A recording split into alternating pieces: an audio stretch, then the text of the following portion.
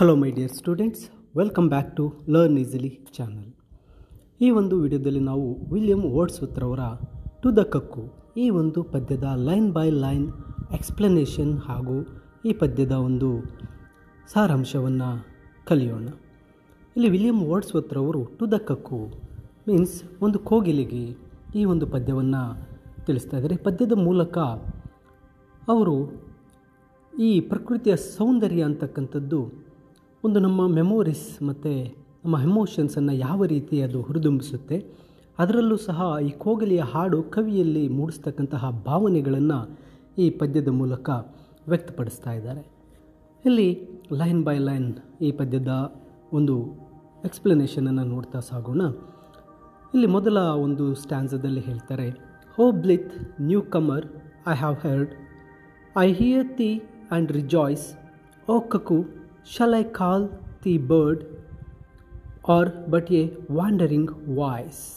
ನೋಡಿ, ಇಲ್ಲಿ ಮೊದಲ ಸ್ಟ್ಯಾನ್ಸದಲ್ಲಿ ಹೇಳ್ತಾ ಇದ್ದಾರೆ, ಒಂದು ಕೋಗಿಲೆಯ ಹಕ್ಕಿಯನ್ನು ಸಂಬೋಧಿಸ್ತಾ ಅವರು ಹೇಳ್ತಾ ಇದ್ದಾರೆ. ಮೊದಲ ಸಾಲಲ್ಲಿ ಹೇಳ್ತಕ್ಕಂಥದ್ದು, ಓ ಸಂತೋಷದ ಹೊಸಬನೆ, ಅಂದರೆ ನ್ಯೂ ಕಮರ್, ಅಲ್ಲಿ ನ್ಯೂ ಕಮರ್ ಅಂತ ಹೇಳ್ತಾ ಇದ್ದಾರೆ, ಹೊಸದಾಗಿ ಬರ್ತಾ ಇದೆಯಾ ಅಂದರೆ ಕವಿ ಕೋಗಿಲೆಯನ್ನು ಹೊಸದಾಗಿ ಬಂದಂಥ ಒಂದು ಅತಿಥಿಯಂತೆ ಸ್ವಾಗತಿಸ್ತಾ ಇದ್ದಾರೆ ಮತ್ತು ಅದರ ಹಾಡನ್ನು ಹಿಂದೆ ಕೇಳಿರುವುದಾಗಿ ಹೇಳ್ತಾರೆ. ಇದು ಕವಿಗೆ ಒಂದು ರೀತಿ ಸಂತೋಷವನ್ನು ಕೊಡ್ತಾ ಇದೆ. ಐ ಹ್ಯಾವ್ ಹರ್ಡ್, ನಾನು ಆಲ್ರೆಡಿ ನಿನ್ನ ಹಾಡನ್ನು ಕೇಳಿದ್ದೇನೆ. ಒಂದು ಹೊಸ ಆಗಮನ, ಒಂದು ಹೊಸ ಅತಿಥಿಯ ಆಗಮನದಂತೆ ಕೋಗಿಲೆಯನ್ನು ಸ್ವಾಗತಿಸ್ತಾ ಇದ್ದಾರೆ. I hear thee and rejoice, ನಾನು ನಿನ್ನ ಹಾಡನ್ನು ಕೇಳಿದ್ದೇನೆ, ಅದು ಒಂದು ಅಪಾರವಾದಂಥ ಸಂತೋಷವನ್ನು ನೀಡುತ್ತೆ ಅಂತಕ್ಕಂಥದ್ದು. ಐ ಹಿಯರ್ ತಿ ಅಂದರೆ ನೀನು ಅಂತ, ಯು ಐ ಹಿಯರ್ ಯು, ನಾನು ನಿನ್ನನ್ನು ಕೇಳಿದ್ದೇನೆ, ಆ್ಯಂಡ್ ರಿಜಾಯ್ಸ್ ಬಹಳ ಸಂತೋಷವನ್ನು ಪಟ್ಟಿದ್ದೇನೆ. O cuckoo shall I call thee bird, ಓ ಕೋಗಿಲೆ ನಾನು ನಿನ್ನನ್ನು ಪಕ್ಷಿ ಅಂತ ಕರೆಯಲೇ. ಅಂದರೆ ಕವಿ ಕೋಗಿಲೆ ಹಾಡಿನಿಂದ ಎಷ್ಟು ಒಂದು ಇಂಪ್ರೆಸ್ ಆಗಿದ್ದಾರೆ, ಪ್ರಭಾವಿತರಾಗಿದ್ದಾರೆ ಅಂದರೆ ಅದನ್ನು ಕೇವಲ ಒಂದು ಪಕ್ಷಿಯಿಂದ ಕರೆಯೋದು ಅವರಿಗೆ ಒಂದು ರೀತಿ ಸರಿ ಕಾಣಿಸ್ತಾ ಇಲ್ಲ. ಅದಕ್ಕೆ ನೆಕ್ಸ್ಟ್ ಸಾಲಲ್ಲಿ ಹೇಳ್ತಾರೆ, or but a wandering voice, ನಾನು ನಿನ್ನನ್ನು ಪಕ್ಷಿ ಅಂತ ಕರೀಲ್ಲ ಅಥವಾ ಒಂದು ಅಲೆದಾಡುವಂತಹ ಒಂದು ಧ್ವನಿ ಅಂತ ಕರೀಲ್ಲ. ಅಂದರೆ ಕೋಗಿಲೆ ಒಂದು ಸ್ಥಳದಲ್ಲಿ ಇರದೆ ಮತ್ತೊಂದು ಸ್ಥಳಕ್ಕೆ ಹೋಗುತ್ತೆ, ಅಲ್ಲಿ ಕೂಗ್ತಾ ಇರುತ್ತೆ, ಅದು ಕವಿಗೆ ಬೇರೆ ಬೇರೆ ಕಡೆಯಿಂದ ಕೇಳಿಸ್ತಾ ಇರೋದ್ರಿಂದ ನಿನ್ನನ್ನು ನಾನು ಅಲೆದಾಡುವಂತಹ ಧ್ವನಿ ಅಂತ ಕರೆಯಲ್ಲ ಅಂತ ಹೇಳ್ತಾರೆ. ಇನ್ನು ಮುಂದಿನ ಪ್ಯಾರಾದಲ್ಲಿ ನೋಡಿದ್ರೆ, while I am lying on the grass, thy twofold shout I hear, from hill to hill it seems to pass at once far all near.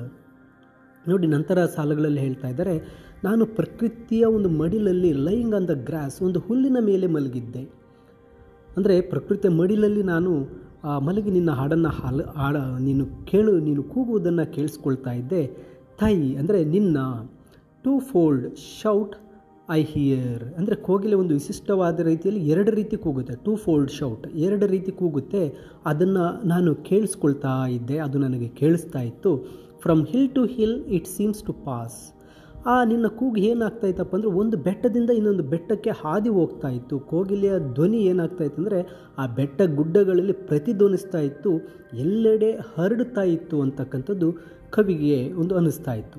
At once for of and near, ಅದು ಒಂದು ಬಾರಿಗೆ ಹತ್ತಿರದಲ್ಲಿ ಕೇಳಿಸಿದ್ರೆ ಇನ್ನೊಂದರಲ್ಲಿ ದೂರದಲ್ಲಿ ಕೇಳಿಸ್ತಾ ಇತ್ತು. ಅಂದರೆ ಒಂದು ಸರಿ ಕೂಗಿದಾಗ ಅದರ ಕೂಗು ಮತ್ತು ಅದರ ಪ್ರತಿಧ್ವನಿ ಬೇರೆಲ್ಲೋ ಕೇಳಿಸ್ತಾ ಇತ್ತು.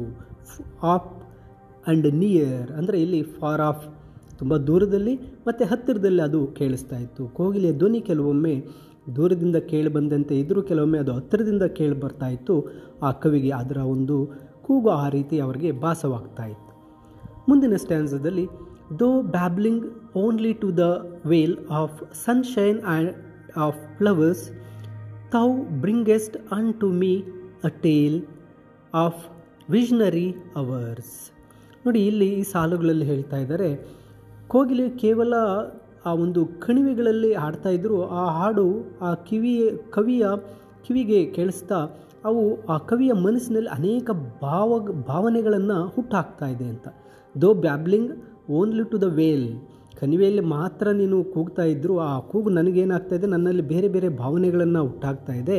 Of sunshine and of flowers, ಆ ಸೂರ್ಯನ ಬೆಳಕಿನಿಂದ, ಆ ಬೆಳಗ್ಗೆ ಹರಳಿರ್ತಕ್ಕಂಥ ಹೂಗಳಿಂದ ತುಂಬಿ ಆ ಒಂದು ಪ್ರಕೃತಿ ತುಂಬ ಮನೋಹರವಾಗಿ ಆ ಕವಿಗೆ ಅದು ಕಾಣ್ತಾ ಇದೆ ಅಂತ. Thou bringest unto me a tale. ಕೋಗಿಲೆ ಹಾಡು ಕವಿಗೆ ಒಂದು ಕಥೆಯಂತೆ ಕೇಳಿಸ್ತಾ ಇದೆ. ಅಂದರೆ ನೀನು, ದೋ ಅಂದರೆ ನೀನು ಹಾಡ್ತಾ ಇರ್ತಕ್ಕಂಥದ್ದು ನನಗೆ ಒಂದು ಕಥೆಯನ್ನು ತರ್ತಾ ಇದೆ. ಬ್ರಿಂಗೆಸ್ಟ್ ನನಗೊಂದು ಕಥೆಯನ್ನು ಹೇಳ್ತಾ ಇದೆ. ಆಫ್ ವಿಜನರಿ ಅವರ್ಸ್ ಅಂದರೆ ದೂರದೃಷ್ಟಿಯ ಒಂದು ಸಮಯದಲ್ಲಿ, ಅಂದರೆ ಇಲ್ಲಿ ಕೋಗಿಲೆ ಹಾಡು ಕವಿಯನ್ನು ಭವಿಷ್ಯದ ಕನಸುಗಳ ಲೋಕಕ್ಕೆ ಕರ್ಕೊಂಡು ಹೋಗ್ತಾ ಇದೆ. ವಿಜನರಿ ಅವರ್ಸ್, ಭವಿಷ್ಯ ಅಂತಕ್ಕಂಥದ್ದು, ದೂರದೃಷ್ಟಿ ಅಂತಕ್ಕಂಥದ್ದು, ಆ ಲೋಕಕ್ಕೆ ಕವಿಯನ್ನು ಆ ಕೋಗಿಲೆಯ ಕೂಗು ಕರ್ಕೊಂಡು ಹೋಗ್ತಾ ಇದೆ. ನಂತರದ ಒಂದು ಸಾಲುಗಳಲ್ಲಿ ಹೇಳ್ತಾರೆ, thrice welcome darling of the spring, even yet thou art to me no bird but an invisible thing, a voice a mystery. ನೋಡಿ, ಈ ಸಾಲಲ್ಲಿ ಹೇಳ್ತಾ ಇರ್ತಕ್ಕಂಥದ್ದು thrice welcome darling of the spring. ನಿನ್ನನ್ನು ಈ ಒಂದು ಸ್ಪ್ರಿಂಗ್, ಈ ವಸಂತ ಋತುವಿಗೆ ನಾನು ಸ್ವಾಗತಿಸ್ತಾ ಇದ್ದೀನಿ. ಥ್ರೈಸ್ ವೆಲ್ಕಮ್, 3 ಬಾರಿ ಸ್ವಾಗತವನ್ನು ಹೇಳ್ತಾ ಇದ್ದರೆ ಹೃದಯ ತುಂಬಿದ ಸ್ವಾಗತವನ್ನು ಹೇಳ್ತಾ ಇದ್ದಾರೆ. ಇಲ್ಲಿ ಕವಿ ಕೋಗಿಲೆಯನ್ನು ಈ ವಸಂತ ಕಾಲದ ಒಂದು ಈ ಋತುವಿಗೆ ಒಂದು ಪ್ರೀತಿ ಅಂತ ಹೇಳ್ತಾ ಇದ್ದಾರೆ. ಅದನ್ನು 3 ಬಾರಿ ಸ್ವಾಗತಿಸ್ತಾ ಹೇಳ್ತಾರೆ. Even yet thou art to me ಅಂದರೆ ಕೋಗಿಲೆಯ ಹಾಡು ಕವಿಗೆ ಒಂದು ವಿಶೇಷವಾಗಿದೆ. ಆರ್ಟ್ ಟು ಮೀ, ಅದೊಂದು ಕೌಶಲ್ಯ, ಒಂದು ಕಲೆಯಂತೆ ಆ ಕವಿಗೆ ಕಾಣಿಸ್ತಾ ಇದೆ. No bird but an invisible thing, ನೀನು ಕೇವಲ ಪಕ್ಷಿಯಲ್ಲ, ನೀನು ಒಂದು ಅದೃಶ್ಯದಂತಹ ಒಂದು ವಸ್ತು, ಒಂದು ಮಿಸ್ಟರಿ ಅಂತ.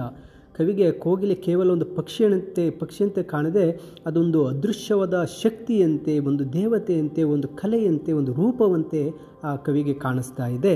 ಎ ವಾಯ್ಸ್ ಅ ಮಿಸ್ಟ್ರಿ, ನೀನು ಒಂದು ಕೇವಲ ಧ್ವನಿಯಲ್ಲ, ನೀನೊಂದು ಮಿಸ್ಟರಿ, ನೀನೊಂದು ರಹಸ್ಯ ಅಂತ. ಆ ಕೋಗಿಲೆಯ ಧ್ವನಿ ಕಿವಿಗೆ ಒಂದು ರಹಸ್ಯದಂತೆ ಭಾಸವಾಗ್ತಾ ಇದೆ, ಒಂದು ಮಿಸ್ಟ್ರಿ, ಒಂದು ಅದ್ಭುತದಂತೆ ಕಾಣ್ತಾ ಇದೆ. The same whom in my school boy days I listened to that cry which made me look 1,000 ways in bush and tree and sky. ನೋಡಿ, ಇಲ್ಲಿ ಒಂದು ಸಾಲಿನಲ್ಲಿ ಹೇಳ್ತಾ ಇರ್ತಕ್ಕಂಥದ್ದು, ನಾನು ಶಾಲೆಯ ದಿನಗಳಲ್ಲಿ ನಾನು ನಿನ್ನ ಬಗ್ಗೆ ಕೇಳಿಸ್ಕೊಂಡಿದ್ದೆ. ಅಂದರೆ ಕವಿ ತನ್ನ ಬಾಲ್ಯದ ನೆನಪುಗಳಿಗೆ ಹೋಗಿದ್ದಾರೆ. ಆಗ ಈ ಕೋಗಿಲೆಯ ಹಾಡನ್ನು ಕೇಳಿಸ್ಕೊಳ್ತಾ ಇದ್ದರು. I listen to that cry, ನಿನ್ನ ಕೂಗನ್ನು ನಾನು ಬಾಲ್ಯದಲ್ಲಿ ತುಂಬ ಚೆನ್ನಾಗಿ ಕೇಳಿಸ್ಕೊಳ್ತಾ ಇದ್ದೆ. Which made me look 1,000 ways, ಆ ಕೂಗನ್ನು ಕೇಳಿಸ್ಕೊಂಡು ನಾನು ನಿನ್ನನ್ನು ಹುಡುಕಲು ಆ ಪ್ರಕೃತಿಯಲ್ಲಿ ಸಾವಿರಾರು ಕಡೆ ಹುಡುಕಾಡಿದೆ. ಅಂದರೆ ಒಂದು ಸಾವಿರಾರು ದೃಷ್ಟಿಕೋನಗಳಿಂದ ನೋಡಿದೆ. ಅಂದರೆ ಕೋಗಿಲೆಯ ಹಾಡು ಕವಿಗೆ ಒಂದು ಕುತೂಹಲವನ್ನು ಕೇಳಿಸಿತು ಮತ್ತು ಆ ಪ್ರಕೃತಿಯನ್ನು ಬೇರೆ ಬೇರೆ ನೋಟಗಳಿಂದ ನೋಡುವಂತೆ ಮಾಡಿತ್ತು. In bush and tree and sky, in bush ಪೊದೆ, ಮರ ಮತ್ತು ಆಕಾಶದಲ್ಲಿ ಕೋಗಿಲೆಯನ್ನು ಹುಡುಕಿದ್ರು ಅಂತ. ಕವಿ ಕೋಗಿಲೆಯನ್ನು ಹುಡುಕುತ್ತಾ ಪೊದೆಗಳು, ಮರಗಳು ಮತ್ತು ಆಕಾಶದೆಡೆಗೆ ನೋಡ್ತಾ ಇದ್ರು. ಅಂದರೆ ಅರ್ಥ, ಆ ಸೌಂದರ್ಯ, ಪ್ರಕೃತಿಯ ಸೌಂದರ್ಯವನ್ನೆಲ್ಲ ಅವರು ನೋಡ್ತಾ ಇದ್ರು. To seek thee did I often rove through woods and on the green, and thou wert still a hope a love, still I longed for never seen. ನೋಡಿ, ಈ ಒಂದು ಸಾಲುಗಳಲ್ಲಿ ಹೇಳ್ತಾ ಇದ್ದಾರೆ, ನಾನು ನಿನ್ನನ್ನು ಬೇರೆಲ್ಲೆಲ್ಲಿ ಹುಡುಕಿದೆ ಅಂತ. ಅಂದರೆ ಇಲ್ಲಿ ನಾನು ನಿನ್ನನ್ನು ಹುಡುಕಲು ತುಂಬ ಅಲದಾಡ್ತಾ ಇದ್ದೆ. To seek you did I often rove, ನಾನು ಅಲದಾಡಿದೆ ಈ ಕಾಡು ಮೇಡು ಹುಲ್ಲುಗಾವಲುಗಳಲ್ಲಿ ಹರಿದಾಡಿದೆ. ಥ್ರೂ ವುಡ್ಸ್ ಆ್ಯಂಡ್ ಗ್ರೀನ್, ಕಾಡುಗಳು, ಈ ಹುಲ್ಲುಗಾವಲುಗಳ ಮೇಲೆ ಹುಡುಕಾಡಿದೆ. And though word still a hope a love, ಮತ್ತು ನಾನು ನಿನ್ನ ಇನ್ನೂ ಒಂದು ಕೋಗಿಲೆಯನ್ನು ಕಾಣುವ ಭರವಸೆ ಮತ್ತು ಅದರ ಮೇಲೆ ಪ್ರೀತಿ ಇನ್ನೂ ಇಟ್ಕೊಂಡಿದ್ದಾರೆ. ಐ ಸ್ಟಿಲ್ ಹ್ಯಾವ್ ಹೋಪ್, ನನಗೆ ಇನ್ನೂ ನಂಬಿಕೆ ಇದೆ, ಇನ್ನೂ ಪ್ರೀತಿ ಇದೆ ನಿನ್ನ ಮೇಲೆ. Still longed for a never seen, ನನಗೆ ನಿನ್ನನ್ನು ನೋಡಲು ಇನ್ನೂ ಹಂಬಲ ಇದೆ, ಆದರೆ ನಾನು ಇನ್ನೂ ನಿನ್ನ ನೋಡಿಲ್ಲ. ಕವಿ ಕೋಗಿಲೆ ಹಾಡನ್ನು ಕೇಳಿ ತುಂಬ ಪ್ರೀತಿಸಿದ್ದಾರೆ, ಆದರೆ ಅದನ್ನು ಇನ್ನೂ ನೋಡೋಕ್ಕೆ ಆಗ್ತಾಯಿಲ್ಲ, ಕೋಗಿಲೆಯನ್ನು ನೋಡೋಕ್ಕೆ ಆಗ್ತಾಯಿಲ್ಲ ಅಂತ ಹೇಳ್ತಾರೆ. And I can listen to thee yet, ಆದರೆ ನಾನು ನಿನ್ನ ಕೇಳಬಲ್ಲೆ, ಆದರೆ ನಾನು ನಿನ್ನನ್ನು ಇನ್ನೂ ನೋಡೋಕ್ಕೆ ಆಗಲಿಲ್ಲ ಅಂತ. ಕವಿ ಈಗಲೂ ಕೋಗಿಲೆ ಹಾಡನ್ನು ಕೇಳ್ತಾ ಇದ್ದಾರೆ, ಬಟ್ ಅದನ್ನು ಇನ್ನೂ ಆ ಕೋಗಿಲೆಯನ್ನು ನೋಡೋಕ್ಕೆ ಆಗ್ತಾಯಿಲ್ಲ. Can lie upon the plain and listen till I do beget that golden time again, O blessed bird.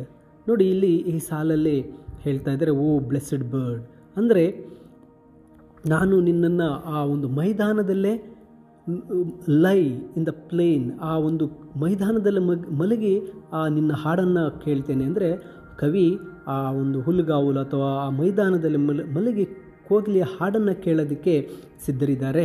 And listen till I do beget, ಅಂದರೆ ಕವಿ ಆ ಕೋಗಿಲೆಯ ಹಾಡನ್ನು ಕೇಳ್ತಾ ತಮ್ಮ ಬಾಲ್ಯದ ನೆನಪುಗಳನ್ನು ನೆನೆಸ್ಕೊಳ್ತಾ ಆ ಬಾಲ್ಯಕ್ಕೆ ಮರಳಿ ಹೋಗ್ತಾ ಇದ್ದಾರೆ. ದಟ್ ಗೋಲ್ಡನ್ ಟೈಮ್ ಅಗೇನ್, ಆ ಸುವರ್ಣವಾದಂತಹ ಸಮಯದಕ್ಕೆ ಮತ್ತೆ, ಅಂದರೆ ತಮ್ಮ ಬಾಲ್ಯದ ಸುವರ್ಣ ದಿನಗಳನ್ನು ಮತ್ತೆ ಮತ್ತೆ ನೆನಪಿಸ್ಕೊಳ್ಳಲು ಇಲ್ಲಿ ಹಂಬಲಿಸ್ತಾ ಇದ್ದಾರೆ. ಓ ಬ್ಲೆಸ್ಸಡ್ ಬರ್ಡ್, ಅಂದರೆ ಆ ಕವಿ ಕೋಗಿಲೆಯನ್ನು ಒಂದು ದೇವರಂತೆ ಕಾಣ್ತಾ ಇದೆ. ಆ ಕೋಗಿಲೆಯ ಧ್ವನಿ ಆ ದೇವರ ಆಶೀರ್ವಾದದಂತೆ ಅವರು ಅದನ್ನು ತಗೊಳ್ತಾ ಇದ್ದಾರೆ. ಆ ಧ್ವನಿಯಿಂದ, ಆ ಕೋಗಿಲೆಯ ಹಾಡಿನಿಂದ ಅವರು ತಮ್ಮ ಹಿಂದಿನ ಬಾಲ್ಯದ ನೆನಪುಗಳಿಗೆ ಹೋಗಿದ್ದಾರೆ. ನಂತರ ಹೇಳ್ತಾರೆ, the earth we face again appears to be an unsubstantial fairy place that is fit home for Thi.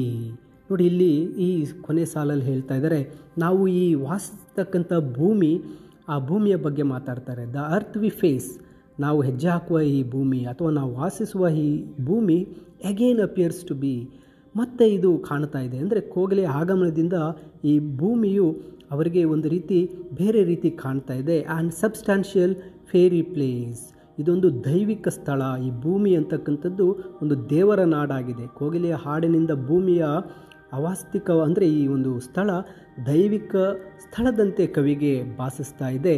That is fit home for Thi, ಇದು ಈ ಭೂಮಿ ಏನಾಗಿದೆ ನಿನಗೆ ಸೂಕ್ತವಾದ ಮನೆ. ಕವಿ ಕೋಗಿಲೆಗೆ ಈ ಭೂಮಿಯೇ ಒಂದು ದೈವಿಕ ತಾಣದಂತೆ, ಇದು ವಾಸಿಸಲು ಯೋಗ್ಯವಾಗಿದೆ. ಈ ಭೂಮಿ ನಿನಗಾಗಿ, ಈ ಭೂಮಿ ತುಂಬ ಯೋಗ್ಯವಾದ ಸ್ಥಳ ಅಂತ ಹೇಳಿ ಕವಿ ಕೋಗಿಲೆಗೆ ಹೇಳ್ತಾ ಇದ್ದಾರೆ. ಮೈ ಡಿಯರ್ ಸ್ಟೂಡೆಂಟ್ಸ್, ಈ ಒಂದು ಟು ದ ಕಕ್ಕು ಈ ಪದ್ಯದ ಲೈನ್ ಬೈ ಲೈನ್ ಎಕ್ಸ್ಪ್ಲನೇಷನನ್ನು ನೀಡಿರ್ತೇನೆ. ಹಾಗೆ ಇದರ ಸಮರಿಯ PDF ವಿಡಿಯೋದ ಡಿಸ್ಕ್ರಿಪ್ಷನ್ನಲ್ಲಿದೆ, ನೀವು ಡೌನ್ಲೋಡ್ ಮಾಡಿ ಓದ್ಕೋಬಹುದಾಗಿರುತ್ತೆ. ಹಾಗೆ ತಪ್ಪದೆ ಲರ್ನ್ ಈಸಿಲಿ ಚಾನಲ್ಗೆ ಸಬ್ಸ್ಕ್ರೈಬ್ ಮಾಡಿ, ಮುಂದೆ ಬರ್ತಕ್ಕಂಥ ಯಾವುದೇ ವಿಡಿಯೋನ ಮಿಸ್ ಮಾಡ್ಕೋಬೇಡಿ ಅಂತ ಹೇಳ್ತಾ ಎಲ್ಲರಿಗೂ ಧನ್ಯವಾದಗಳು.